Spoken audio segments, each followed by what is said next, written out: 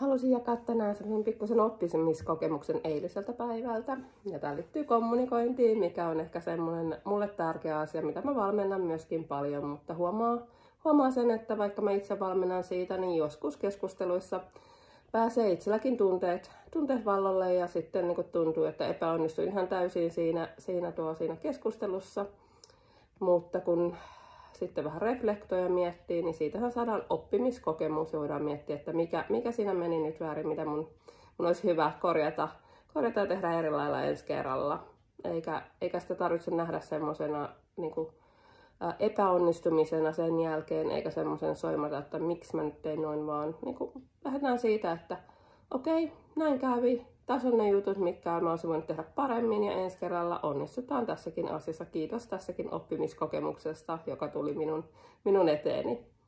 Mä haluan kuitenkin kertoa, mitä siinä myös kävi, koska siinä se, mitä mä opein, oli taas se, että kun sulla on tilanne, missä sä kommunikoit jonkun ihmisen kanssa jotain asiaa, ja sä oot jo pari kertaa sanonut ja tuonut ihan faktoja esiin, ja siinä vaiheessa, kun tämä henkilö vaan niin jankkaa sitä omaa mielipidettään, eikä pysty niin näkemään pidemmälle laajentamaan sitä näkökenttäänsä, näkemään sen oman niin agendan ulkopuolelle.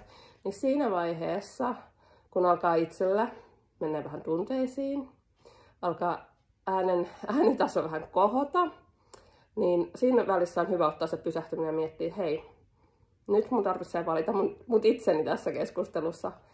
Eli päästään irti siitä, että mun tarvitsee muuttaa sen toisen henkilön mielipidettä, koska luultavasti siinä hetkessä sä et pysty tekemään sitä, jos olet pari kertaa sanonut, selittänyt faktat, kertonut tämän asian, ja hänellä ei ole mitään mahdollisuutta tehdä sitä, että hän laajentaa sitä näkökulmaansa siinä asiassa, niin siinä vaiheessa ei ole oikea hetki, vaan siinä vaiheessa sun tarvitsee jotenkin ottaa askel taaksepäin, valita itsesi, päättää, että okei, tää ja mun aika paikka yrittää muuttaa tätä, ehkä vaihtaa puheenaihetta ja yrittää palata jotain toista kautta siihen niin.